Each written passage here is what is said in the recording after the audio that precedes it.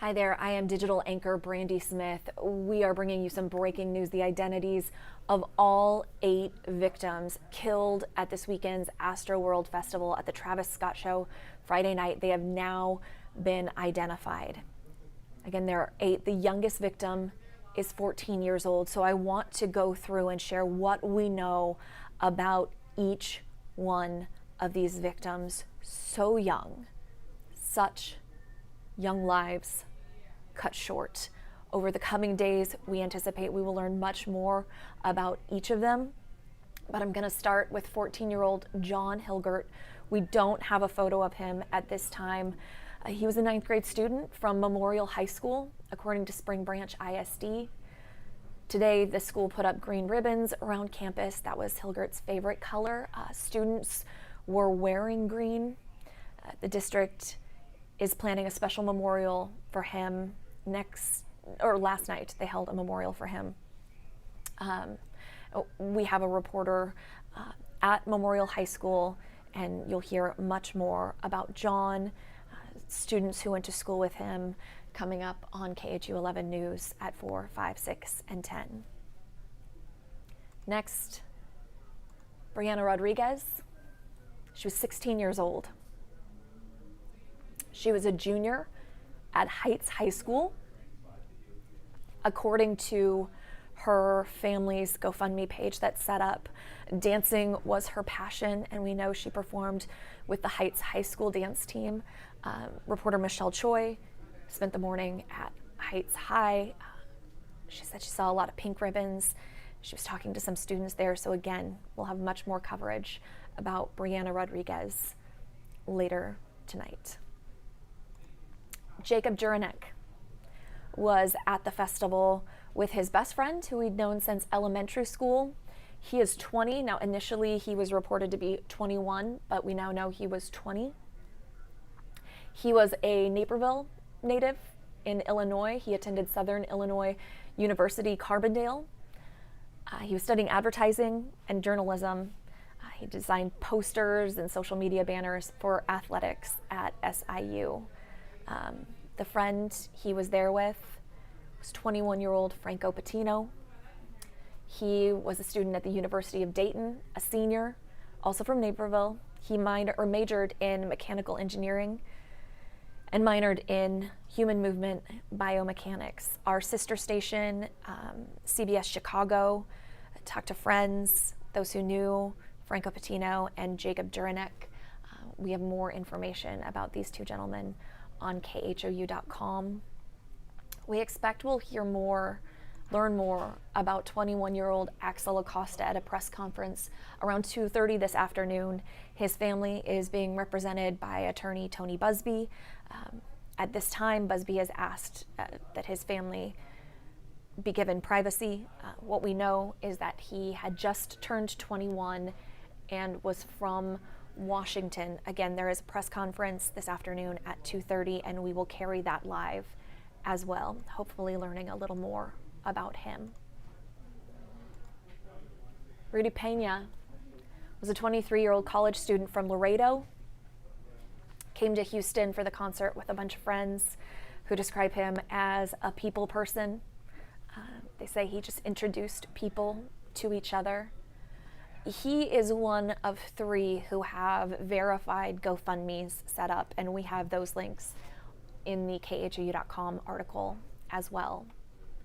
Now, one of the names we just confirmed is Madison DUBISKI. So we're in the process of learning more about her. What we do know is she attended Cy-Fair High School. She was a cheerleader there, and we're working to learn more details about who she was and her life from those who knew and loved her. And finally, Danish Beg is the oldest victim. He was 27. He would have turned 28 next week. He's from North Texas. His family says he was trying to protect his fiancée from being trampled when he was fatally hurt during the concert. He was laid to rest yesterday in Colleyville, where he was from. I want to show you that full list again. 8 young lives lost. There are still a lot of questions about what happened, about what caused their deaths, about how 300 people were hurt, according to Houston's police chief and fire chief. At last check, 4 people were still in the hospital, at least one in critical condition. We are working today to get updates and to answer so many of the questions you guys have asked via social media, email. We understand there's a lot of frustration and a lot of confusion. Throughout the day, I would just encourage you to check back on social media, and then of course we will have those updates at 4, 5, 6, and 10 on air. I'm going to pop over to our Facebook page right now and see if I can answer any questions. Someone asked what's going to happen to Live Nation. So in case you don't know, Live Nation was the promoter, the organizer of the event. Right now, investigative reporter Jeremy Rogalski is pouring through a 56-page document that was outlined before the event, every protocol that was in place in case there was an event. I mean, everything from fires to hurricanes to earthquakes. So he is working on that and also consulting with a national crowd expert to see how that aligns with what other festivals and organizations have done.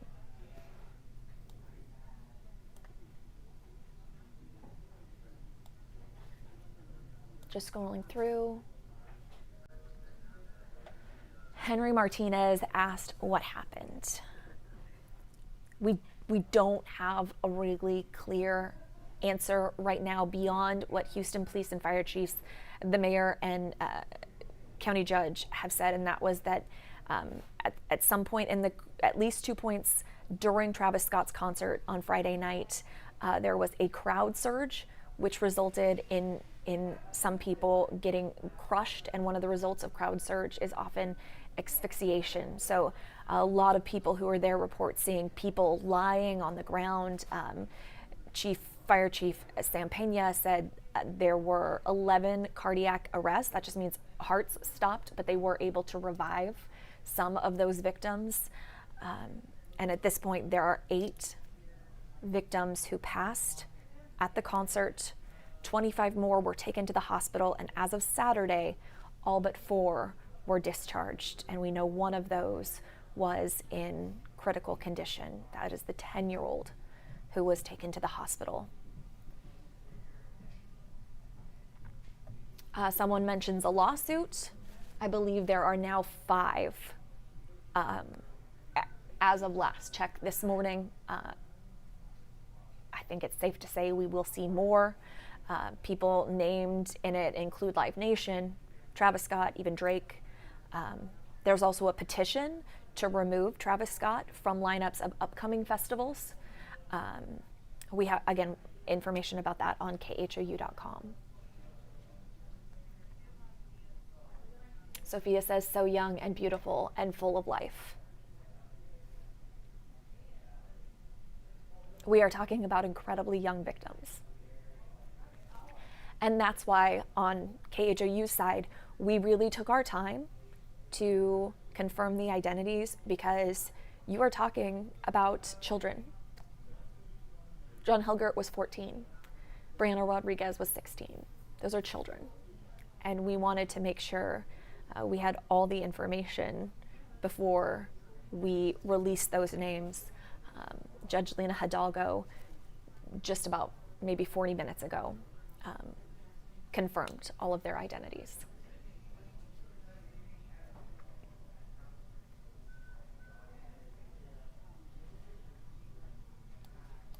Stacy writes, just ridiculous. This did not have to happen. And that's why there is an investigation underway. Judge Lena Hidalgo called for a multi-agency investigation looking at what happened, looking at if the protocols in place weren't followed, or if they weren't enough, if there was some sort of lapse, how the system failed, and how it could ever be prevented from happening again.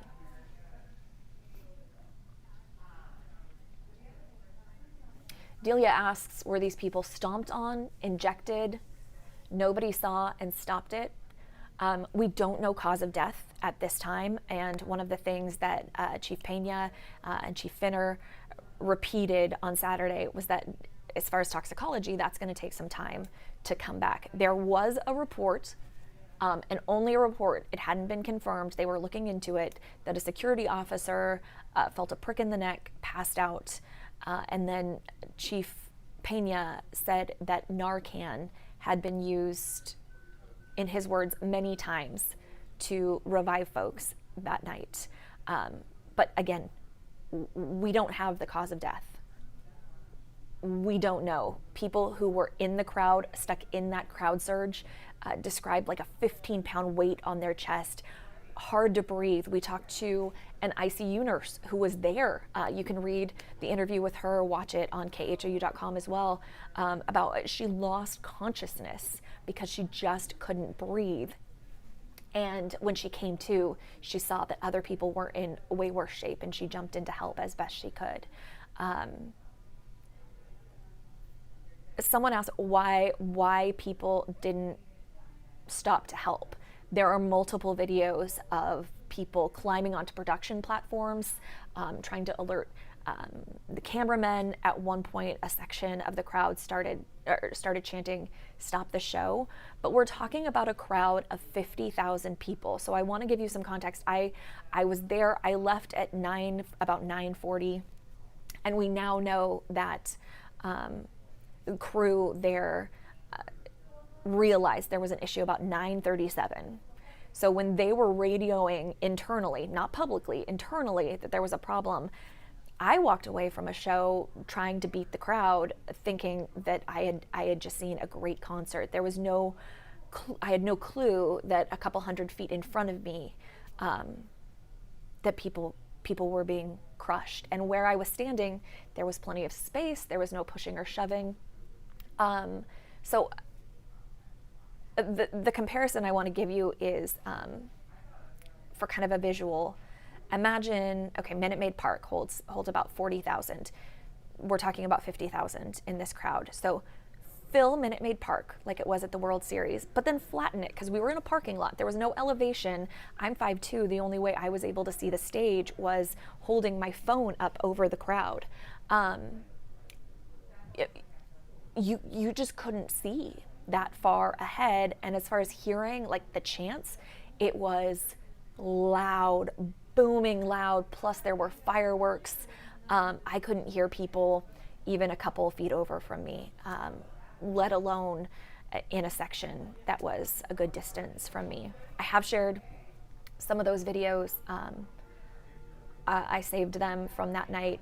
They're in my Instagram stories. We've also done a story about the social media component. That's on khou.com. So you can kind of see where and when people stepped up to help.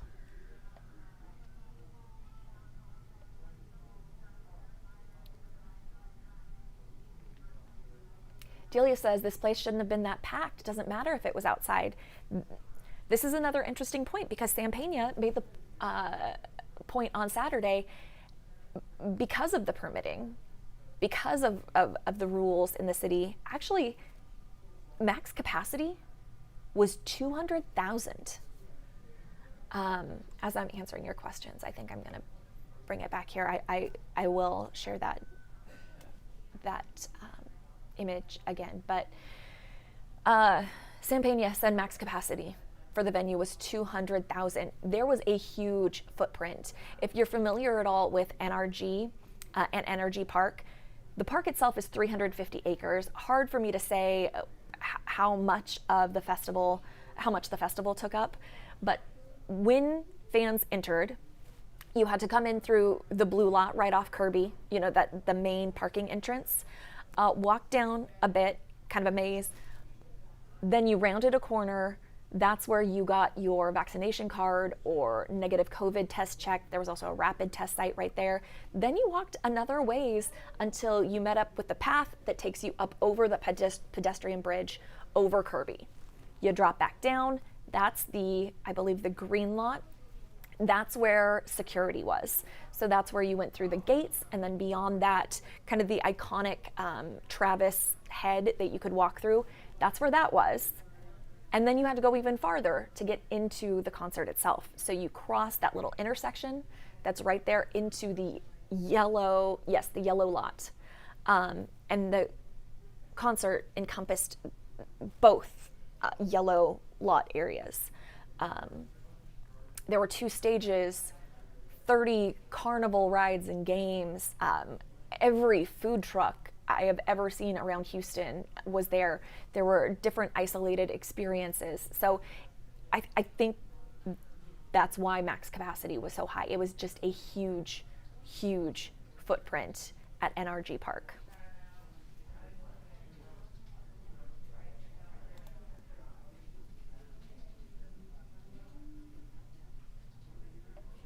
Cam Ann brings up the stampede through the VIP entrance that happened about 2 o'clock in the afternoon.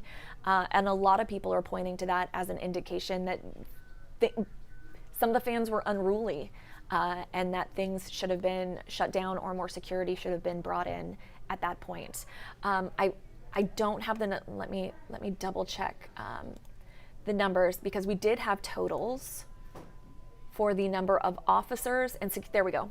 According to Mayor Sylvester Turner and Houston Police Chief Troy Finner, 528 HPD officers were on site, as well as 750 Live Nation security officers. But we are talking about a crowd of 50,000. Hopping back over to see if there are any more questions.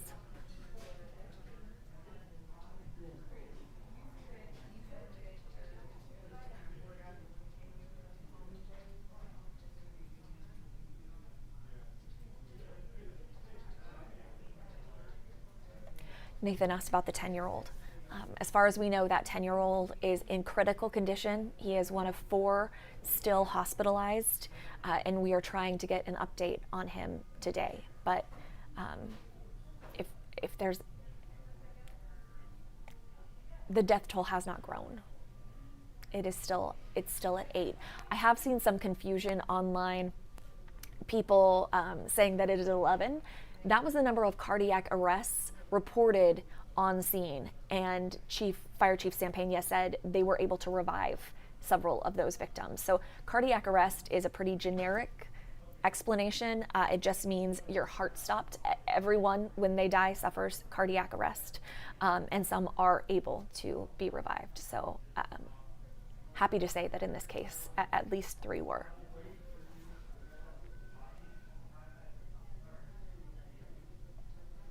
Lily Davis says nobody stopped on stage.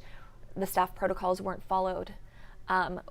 Again, we're working to find out what those protocols were, but a crowd expert from Britain, I'm just working on a piece about crowd surge, says that at any large event like this, you should have crowd spotters with noise canceling headsets on who can watch, see what's going on, pinpoint trouble spots, and let the larger production crew know if something is happening. And I was far enough back, it's hard for me to say if there was anyone in that role at this show. Again, that's something investigative reporter Jeremy Rogalski is looking into for later today.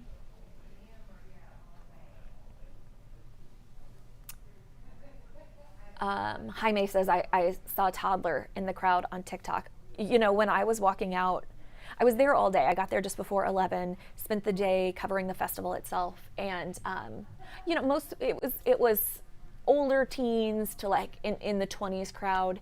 It wasn't until I was walking out that I saw a very young kid there and just thought to myself, whoa, I love concerts, love festivals, been to dozens. But that stood out to me as I was walking out, this kid who was up way past his bedtime.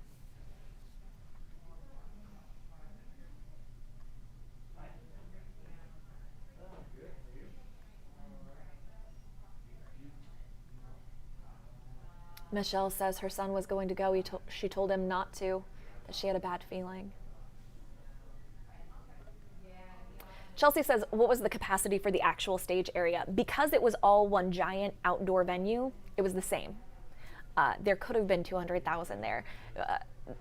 The Chiefs, I can't remember if it was Pena or Finner, did say, I think it was Pena, did say that they tried to mitigate that by having 2 stages. Now, on Saturday, there were slated to be performers on both all day, but on Friday, all of the other performers before Travis performed on the Thrill stage, and then he was at the Chill stage. His performance was simulcast on the Thrill stage, but the crowd was all gathered around that one stage.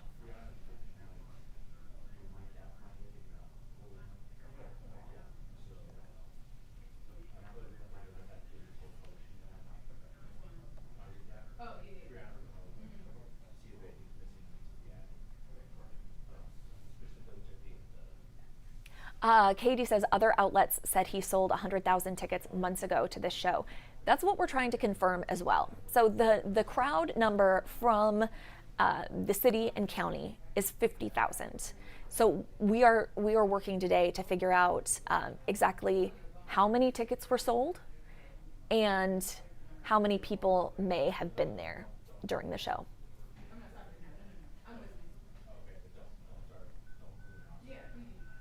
Grisella says everyone who was pushing in the entrance should have been returned. There were 23 trespassing arrests, only 25 arrests the whole of Friday. 23 were for trespassing, 1 was for possession of marijuana, and 1 was for public intoxication.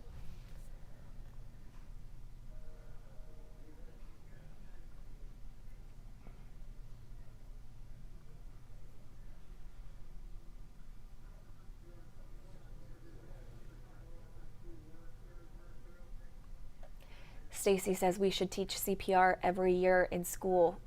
We discussed that in our morning editorial meeting, maybe doing something on CPR, because those who could jump in to help did. The ICU nurse says, she worked on several different people trying to bring them back.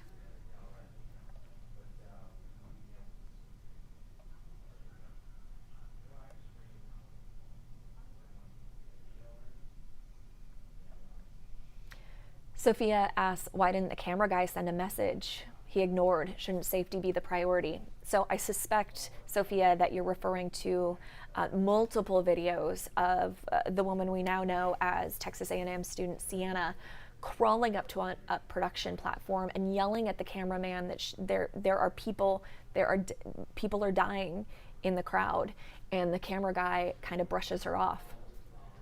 We don't have an answer for why he didn't respond, but that is something that certainly will be a part of the investigation.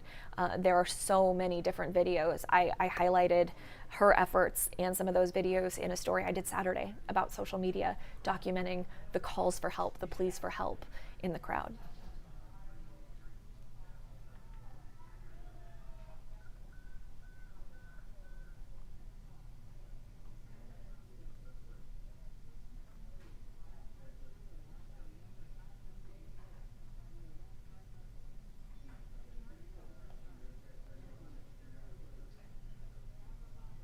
Javier asked if there was an age restriction. Not that I'm aware of.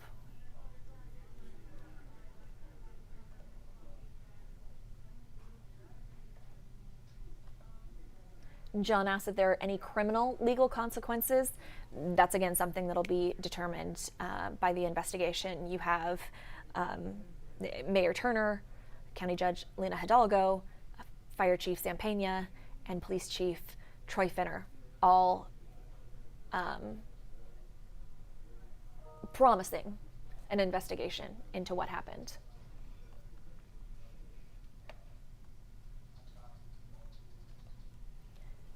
I did want to, for those who are joining in now, I do want to bring back this image and review what we know now about the 8 victims killed at Astroworld Friday night. We do not have a photo for John Hilgert, but he was the youngest victim. He was 14 years old.